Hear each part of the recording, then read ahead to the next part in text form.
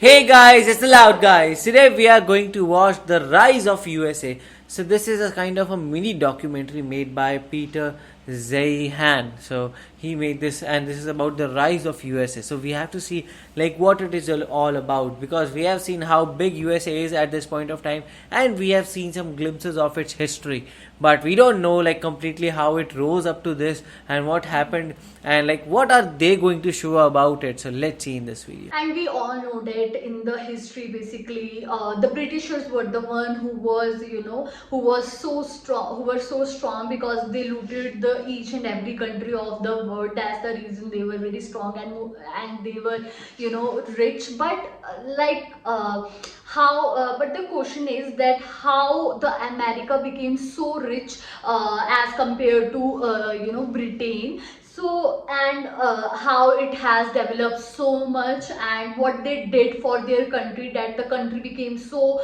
so powerful and the most developed and powerful country of the world. And we can learn a lot of lesson from this video. So for sure this video is going to be very informative as well as motivating, because we all know that because you can get various kind of ideas from this video, and it is always fun to learn about the new things. So let's watch the video. It will be very exciting to watch. So let's start the video. Where to start when discussing the United States? With the fact that the Americans inherited the best lands in the world for a very low price in terms of blood, treasure, and time. The fact that within North America there are barriers that separated the early Americans from rival populations in Canada and Mexico. That the territory of the United States is better suited to deep water navigation than even Great Britain, and better suited to industrialization than even Germany. That throughout the 19th and early 20th centuries, the Europeans were so studiously building toward their wars of self-annihilation that they had little attention to spare for the young country that would so soon eclipse them. But while these advantages are indeed overwhelming from a global perspective, they are actually secondary. There is another factor. This is one thing I never noticed, but yes, because in 1900s, like all the European countries were fighting with each other. Yes, America also fought, but in both the world wars, America came, attacked and went away. So that was how it was. Like, okay, for 1 or 2 years, but all the other European countries were in there for about 5, 7, 10 years or so. So this is something very good about USA, that USA geography allowed it to be like a bit separate away. Like even now also, like all the Ukraine-Russia war, US is supplementing it with money, Ukraine, but yes, it is not currently like directly indulged into it. So that is something that saved USA from all of this. In play that all but dictates the United States' global dominance. Its Waterway Network. The Mississippi is the world's longest navigable river. From this point on, the term navigable river refers to rivers that can handle drafts of 9 feet for at least 9 months of the year. Some 2,100 miles long from its mouth at the Gulf of Mexico to its head of navigation at the Twin Cities in Minnesota. That's about 1/3 longer than the mighty Danube and triple the length of the Rhine. And the Mississippi is one of only 12 major navigable American rivers.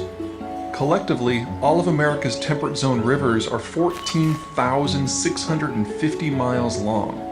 China and Germany each have about 2,000 miles. France about 1,000. Such a big margin. The entirety of the Arab world has but 120. Yet there is more to America's waterways than just its rivers. The Americans benefit from a geographic feature that exists in few other places on the planet, and nowhere else in such useful arrangements. Barrier islands. Chains of these low, flat, long islands parallel the American mainland for over 3/4 of the Gulf and East coasts. The American Barrier Island chain turns 3,000 miles of exposed coastline into dozens of connected, shielded bays, allowing for safe navigation from the Chesapeake to the Texas-Mexican border. The net effect of this intracoastal waterway is the equivalent of having a bonus 3,000-mile-long river. The most compelling feature of the American maritime system, however, is also nearly unique among the world's waterways. The American system is indeed a network. The Mississippi has 6 major navigable tributaries, most of which have several of their own. The greater Mississippi system empties into the Gulf of Mexico at a point where ships have direct access to the barrier island and intracoastal systems. All told, this Mississippi and intracoastal system accounts for 15,500 of the United States' 17,600 miles of internal waterways. Even leaving out the United States' and North America's other waterways, this is still a greater length of internal waterways than the rest of the planet combined. The result is that the United States has the greatest volume and concentration of capital generation opportunities in the world by an absolutely massive margin. And that opportunity is very heavily concentrated in a single unified system. Yeah. The combination of size and interconnectedness of the system dictates a number of outcomes. Any culture based upon those waterways will be ridiculously capital rich. Yeah. When it comes to transport, distance is key.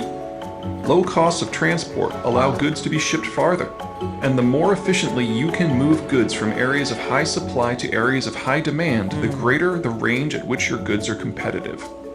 In the American example, this allows goods, whether Nebraska corn or Tennessee whiskey or Texas oil or New Jersey steel or Georgia peaches or Michigan cars, to reach anywhere in the river network at near nominal costs without having to even leave the country. That's a big advantage. The sheer volume of those extra savings makes the United States the most capital-rich location on the planet, and that money can be used for whatever Americans or their government want, from iPhones to aircraft carrier battle groups.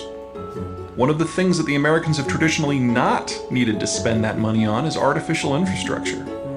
In most countries, the geopolitical necessity of infrastructure is a core motivator for government formation and expansion, with Germany being the quintessential example.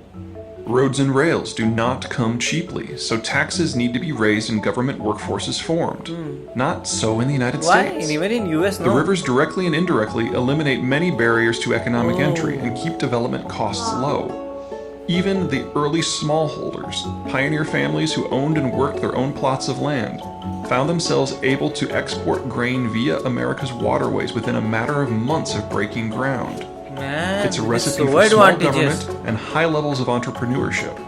It also means that as the United States developed, it was able to lay rail and road networks to supplement its pre-existing river network, as well as open up new inland territories that lacked maritime transport options. It was a supplement. These new artificial transport systems did somewhat displace riverine transport, but the constant competition that river transport provides for other modes keeps a lid on transport costs regardless of method. The American geography is also a recipe for a consumer base that is absolutely massive. If government is limited, then tax burdens are low, leaving more money in the citizenry's pockets. If capital is readily available, then so is credit, enabling consumers and corporations alike the ability to expand with ease. If moving products from place to place is easy, food can reach areas that cannot provide enough themselves. It thus makes sense to specialize, and specialization steadily improves education, output, and income levels. The more people specialize, the larger, more sophisticated, and interlinked the economy becomes. The United States is far and away the world's largest consumer market, and has been since shortly after the Civil War. As of 2014, that consumer base amounts to roughly $11.5 trillion. That's triple anyone else, larger than the consumer base of the next 6 countries, Japan, Germany, the United Kingdom, France, China, and Italy, combined, and double that of the combined BRICS, Brazil, Russia, India, and China. Rivers promote unity, and an integrated maritime network promotes unity over a far larger swath of territory. Low-cost transport encourages economic and social interaction along the transport routes. The greater the level of specialization, the greater the need for that interaction. If your city produces cars, it probably needs to import steel, electronics, food, lumber, and so on. Such mutual dependence rapidly takes on characteristics that far surpass the purely economic. Every state can be Deep, specialized. multifaceted economic linkages quickly generate deep, multifaceted cultural and political linkages. With the most robust, naturally occurring infrastructure, it should come as little surprise that the United States enjoys one of the strongest national identities of the major powers. In most cases, international linkages don't achieve the same sort of cultural interaction because personal interaction doesn't occur very often. It's the combination of personal accessibility and economic interdependence that puts a riverine culture on the path to unification. It should come as little surprise that the portion of early America that was least integrated was the South. That region's rivers flow directly to the sea in a manner similar to Northern Europe, resulting in somewhat localized rather than federalized entities. Similarly, today it is notable that the Pacific Coast states often seem culturally out of step with everyone east of the Rockies. That region is the one portion of the United States in which integration with foreign nations is of similar difficulty to integration internally. That, and next door Vancouver, is awesome. America's waterways have created a legacy of extreme capital richness, remarkable political unity, and a powerful consumer-driven economy, all on a scale that makes the United States the outlier in a global context.